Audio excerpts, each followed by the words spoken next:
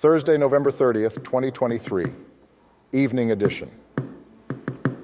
Please pardon any visual and informational inaccuracies in this entirely AI-generated News Digest video. Good evening, dear viewers. I am your news anchor, Xander Voxius III. Thank you for tuning in to the future of news, the AI-generated News Digest Daily Intellireport. As always, I will be assisted by my valued AI-generated colleagues in scraping the web for the latest stories and interesting topics and summarizing them for you. Without further ado, here are the headlines of the day. Stable Diffusion Turbo XL generates AI images instantly. Innovative fiber developed to tackle Alzheimer's. Sex and AMP, the city dating format in development. Water leaking from Earth's crust into planet's core. U.S. Steel shuts down Granite City furnace indefinitely. Scientists discover new enzyme that could break down plastics. Astronomers find family of 6 rhythmic exoplanets and much more. But first, let's take a look at this day in history. November 30th in history. November 30th, 978. Franco-German War of 978 to 980. Holy Roman Emperor Otto. 2. Lifts the siege of Paris and withdraws. November 30th, 1786. The Grand Duchy of Tuscany, under Pietro Leopoldo I, becomes the first modern state to abolish the death penalty. This event is later commemorated as Cities for Life Day. November 30th, 1972. Vietnam War. White House Press Secretary Ron Ziegler informs the press that there will be no further public announcements regarding American troop withdrawals from Vietnam, as troop levels have now decreased to 27,000. Today's obituaries. Joan Bottom, brief Wikipedia summary. Joan Bottom, a 97-year-old Spanish Roman Catholic priest and political dissident, has passed away. He was known for his involvement in initiatives related to pacifism, ecumenism, and anti-Francoist resistance. He founded the Ecumenical Center of Catalonia and the Intercultural Platform Barcelona, 1992. Bottom received recognition for his contributions to interreligious dialogue and peace. José Catio, brief Wikipedia summary. José Catio, a French road bicycle racer, passed away at the age of 77. He had a successful career from 1969 to 1976 and won Stage 1B of the 1973 Tour de France. Catio also won the Paris Camembert in 1972. Alistair Darling, brief Wikipedia summary. Alistair Darling, former British politician and Chancellor of the Exchequer, has passed away at the age of 70 after battling cancer. Darling served as Chancellor from 2007 to 2010 and was a member of the House of Lords from 2015 to 2020. He was known for his role in handling the financial crisis of 2007 to 2008 and the Great Recession. Santi Gaiardoni, brief Wikipedia summary. Italian cyclist Santi Gaiardoni, who won 2 gold medals at the 1960 Olympic Games, has passed away at the age of 84. Gaiardoni was a double Olympic champion in the 1,000-metre time trial and the 1,000-metre sprint. He also achieved success in the UCI Track Cycling World Championships, winning 2 gold, 4 silver and 2 bronze medals between 1958 and 1970. After retiring, he ran a bicycle shop and was involved in politics. Gaiardoni's achievements were recognised with his inclusion in the Olympic Park of the Foro Italico in Rome. Vladimir Lebedev, brief Wikipedia summary. Vladimir Lebedev, a 61-year-old Russian politician and senator since 2014, has suffered a stroke. Ma Jingwu, 85, Chinese actor. He is known for his roles in films such as Raise the Red Lantern, 7 Swords, and The Banquet. Shane MacGowan, brief Wikipedia summary. Shane MacGowan, the English-born Irish singer and songwriter known for his work with the Pogues, has died at the age of 65. McGowan was best known for songs such as Fairy Tale of New York and Dirty Old Town. He passed away from encephalitis. Mikhail Marov, brief Wikipedia summary. Mikhail Marov, a Russian astronomer, passed away at the age of 90. He was born in Moscow in 1933 and received several awards and honours throughout his career, including the Lenin Prize and the USSR State Prize. Subbalakshmi, brief Wikipedia summary. Subbalakshmi was an Indian actress, composer and singer. She was known for her performances in Malayalam movies such as Kalyanaraman, Pandipada and Nandanam. She was also the first female composer at All India Radio in South India. Subbalakshmi passed away at the age of 87. Vasilis Vasilikos, brief Wikipedia summary. Vasilis Vasilikos, a Greek writer and diplomat, has passed away at the age of 89. He was known for his highly prolific and widely translated work, with his most famous novel being Z. Vasilikos also served as Greece's ambassador to UNESCO and was elected as an MP in 2019. Charles Gilchrist Adams, an American Baptist minister, has died at the age of 86 from pneumonia. Adams served as the senior pastor at Hartford Memorial Baptist Church in Detroit and was also a professor at Harvard Divinity School. He was recognized as one of the most influential black preachers in the United States. Luis Bates is an 89-year-old Chilean lawyer and politician. He served as the Minister of Justice from 2003 to 2006. Unfortunately, he passed away on November 29, 2023. Richard L. Berkeley, brief Wikipedia summary. Richard L. Berkeley, who served as the mayor of Kansas City, Missouri from 1979 to 1991, has passed away at the age of 92. Berkeley, a Republican, was the city's first Jewish mayor and oversaw numerous major projects during his tenure, including the expansion of the Bartle Hall Convention Center. Roger Chausebel, brief Wikipedia summary. Roger Chausebel, a 91-year-old French racing cyclist, has passed away.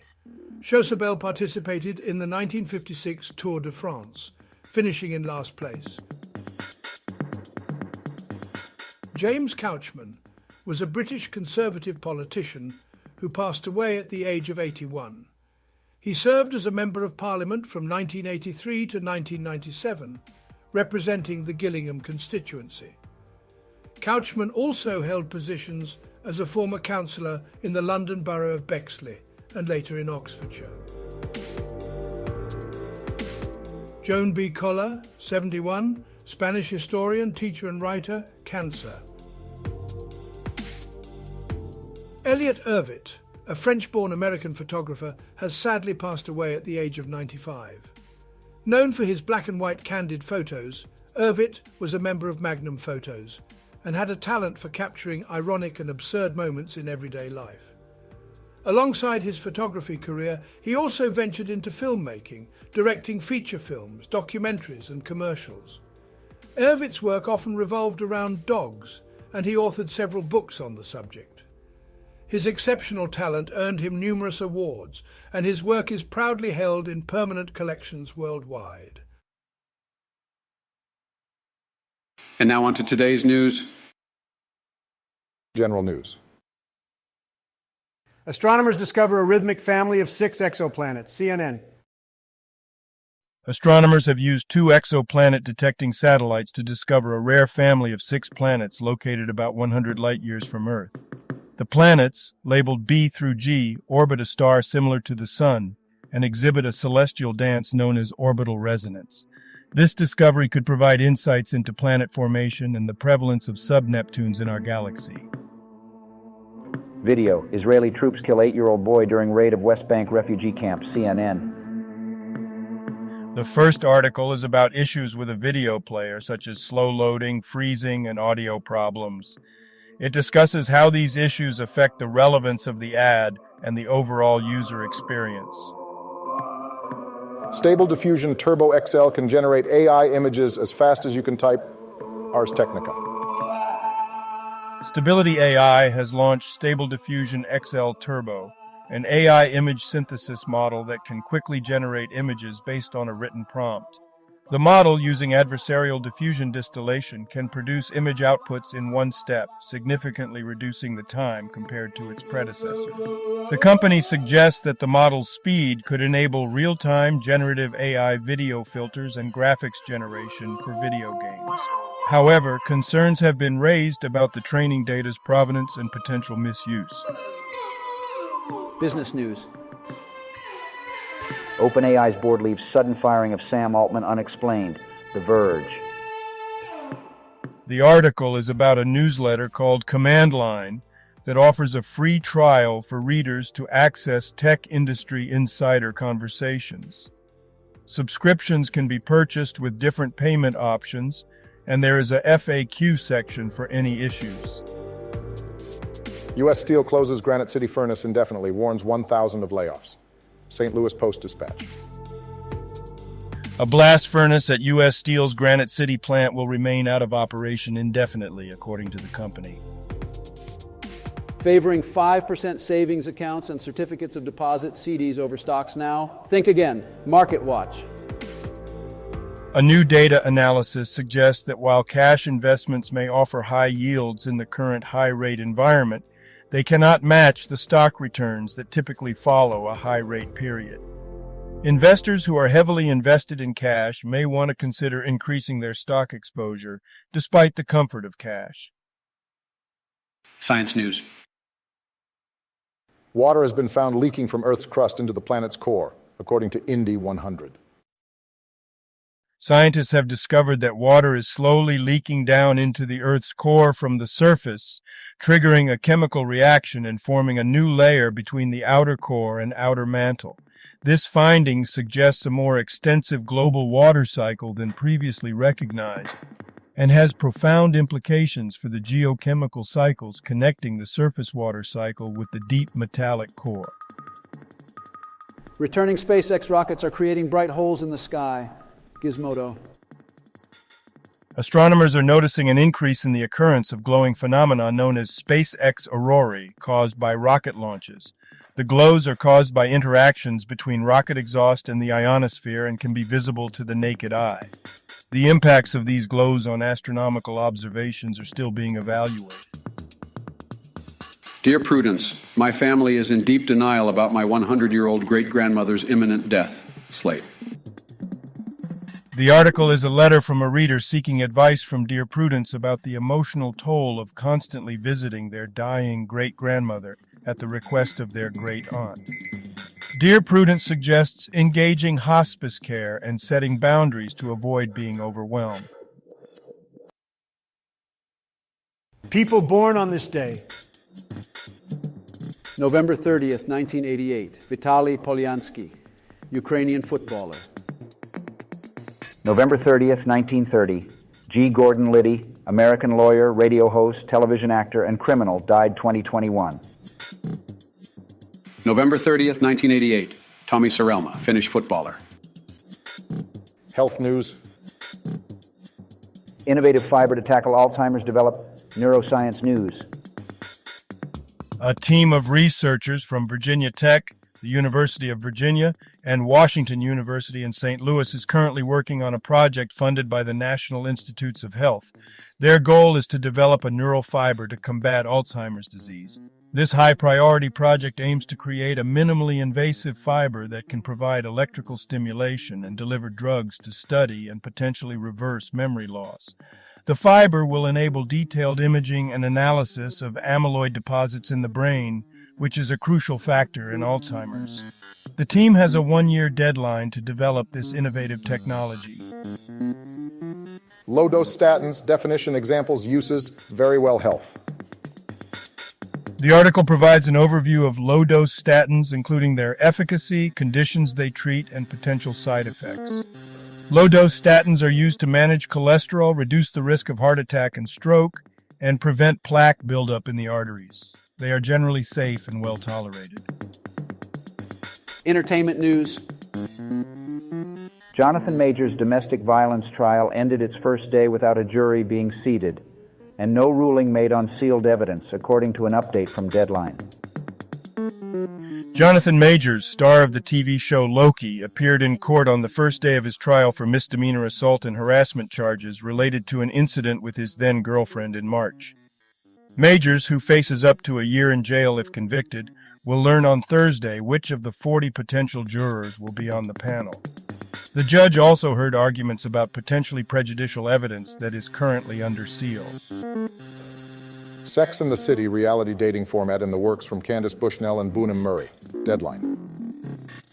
Bunham Murray Productions, in partnership with Candace Bushnell, is developing a reality dating show called Is There Still Sex in the City? The show will follow 4 friends in their 50s as they search for love in a dating utopia. The project will be taken to potential buyers next month. Now, a couple of dad jokes for you. What did the calculator say to the student? You can count on me. Why did the kid cross the playground? To get to the other slide. Mountains aren't just funny, they are hill areas. Thank you for watching this AGNDD Intellireport. Like, subscribe, and click the bell button to get notified during new uploads. And make sure to tune in next time. Stay safe and healthy. Cheers.